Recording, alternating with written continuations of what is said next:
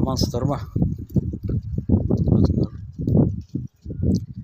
Мына Шыңғыс хан негізі түрік болған. Енді көп қазақтар оны түркі деп айтады ғой. Кейбір тарихшыларымыз, мына СССР кезінен қалған тарихшыларымыз, яғни мемлекеттік тарихшылар мойындамайды. Тәуелсіз тарихшылар оны нақты мойындайды. Неге? Өйткені олар тәуелсіз болғандықтан. Ал тәуелді мемлекеттік тарихшылар неғып мойындамайды? Себебі баяғы тапсырма бойынша әлі де жұмыс жасайды. Болмаса нақты барлық белгілері бар, анық оның түркі екені. Енді Рашид Дәдиннің кітабында қазақшаға аударды. Сол жерде де мысалы нақты жазылған оның түркі екені. Оны кәдімгі моңғол деген түріктің бір тайпасы деп анық жазылған.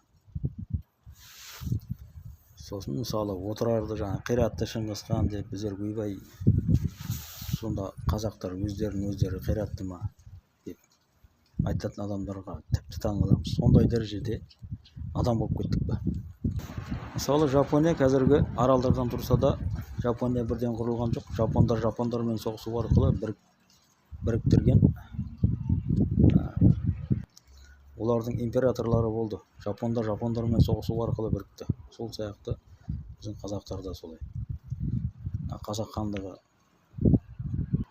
құрылғаннан кейін де отырар үшін соғысты. Мысалы бұрындық хан отырардың қақпасын ала алмай кеткені жайында тарихи дерек айтылады. Сонда отырарға ол шабуыл жасап тұр ғой. Ол кезде отырар шайбанидтерге қарайтын болады. Сол сияқты ол әр қалаларға шабуылдай береді. Ода тұрған ештеңе жоқ. Ол кезде ол қалалар қазақ хандығының кезінде де ол қазақтардың қаласы болған жоқ. Оның алдында қазақтардың құрамына кіреді. Тағы біреудің құрамына, ананың құрамында, мынаның құрамында жүрген қалалар көшпенділер көп соғысты. Өйткені жібек жолын руль етеді ғой бұл жерде. Болмаса ол қалада тұрайықшы деп сол даладан жалыққан ешкім жоқ.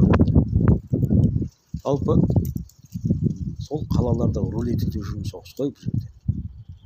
Ол жерде де қазіргі қазақ бауырлар тұрды. Мысалы Ноғай. Мысалы Батыс Қазақстан ол Ноғайлы болды. Ол анық. Қазақ хандықтары оны жаулап алды. Одан кейін қазақ хандығының құрамына кірді. Одан кейін қазақтар атанды. Оны ешкім жоққа шығара алмайды. Енді Рашид Дәдиннің кітабындағы аударманы қарағанда көбі отырарды азат етуі деп оқыды деп айтады. Мысалы истихлас сөзіне байланысты деп айтып жатыр өткенде бір тарихшы жігіт. Истихлас. Халас деген сөз парсы тілінде азат ету мағынасын береді. Өйткені ол өзбек тілінде де бар. Халас қылды дейді. Халас деген біреуге еркіндік беруді айтады. Халас болдым дейді өзбектер айтады. Еркіндік алдым дегенде олар халас болдым дейді. Истихлас сөзімен байланысты. Сол жерде дәл солай жазылған. Өзімде қарап көрдім. Демек, истихлас сөзі ол азат ету мағынасын шынымен беріп тұр. Ол жерде енді селжұқтардың құрамында болды ғой. Ол жерде Жалалуддин мәңгі берді деп жатады өзбектер. Ол мәңгі берді емес, ол меңлі берді. Меңлі. Оның ұшында қала болғандығы жайында бәрі біледі. Ол меңлі берді. Түркмендерде меңлі деген ат көп. Мең дейді түркмендер. Мең деген ол қал деген деп. Қазақта да мең деп айтады. Қалды. Түркменде де солай. Ол меңлі берді. Жалалуддин меңлі берді. Ол селжұқ болған. Ол ешқандай да парсы емес, бірақ әрине парсыланып, араптанып кеткен біздің ұрпақтарымыз. Олар яғни хорезмдіктер. Хорезмдіктер дегенде оның бәрі емес, олардың басшылары бұл жерде. Ал сол селжұқтардың аталары оғыздар. Ол Алтайдан кеткен оғыздар. Енді тарихта қарасаңдар, оның бәрі айдан анық. Селжұқтар сол Иранды билеп, Иранның бер жағын әлі де сол жерде сол селжук тұқымдары қазір әзербайжандар немесе түркмендер тұрады ол жерде. Олар бері қарай да шабуыл жасайды. Кешегі Ысмайыл шақта Шайбани ханның басынан табақ жасап, Шайбани ханды жеңетін, содан шарап ішетін басынан табақ жасап, бұл да селжук, бұл ирандық емес. Яғни селжук түркілері. Осман түркілері болып бөлініп кетеді ғой бұлар енді. Бізге шабуыл жасап жүргендер бұлар селжук түркілері. Яғни шайбанидтермен соғысатын бұлар селжуктар. Кешегі Шыңғыс ханмен соғысатында бұлар селжуктар. Енді бұл жерде маңызды мәселе, кешегі өзбек несі айтып отыр, Күлтегін жазуында жазылған деп, мәңгі ел болу мағынасында жазылғанын айтып отыр. Сонда Күлтегін жазуында түркілердің мәңгі ел болуы жайында жазылғанын оқыған.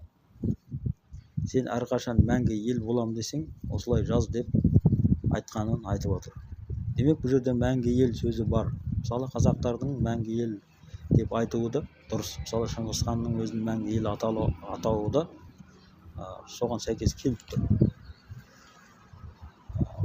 Мысалы, Шыңғыс ханның сол кезде де ол Күлтегін жазуы тұр ғой. Қазір тұрған нәрсе ол кезде де тұрды. Сол жазуды олар оқи алды. Сол жазуы олар оқып өскен балалар. Яғни, сондықтан мәңгі ел рухты олар сақтап келді. Яғни, тағы да сол Күлтегін жазуына сүйеніп, Күлтегін бабамыз деп мәңгі ел болуға ұмтылды.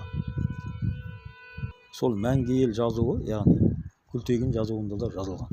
Демек, моңғол емес, қазақтың моңғол немесе мәңгі ел деп айтуы дұрысқа келіп тұр бұл жерде.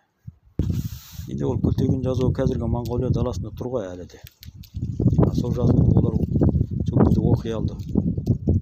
Қазір біз оқи алмаймыз, өйткені біз араб жазуына өтіп кеткендіктен, біз алфавитіміз алмасып кеткендіктен біз оқи алмаймыз оны. Өйткені ол алфавитті қазір біз білмейміз. Сол кездегі Шыңғыс ханның заманындағы адамдар білді ғой оны. Ол әріптерді оқи алды. Соны оқып өскен балалар олар. Сондықтан мәңгі ел ұраны сол Күлтегін жазуынан алынған болуы да мүмкін. Мен енді нақты содан алынды деп нақты айтып тұрған жоқпын, бірақ тұжырым солай болып тұр.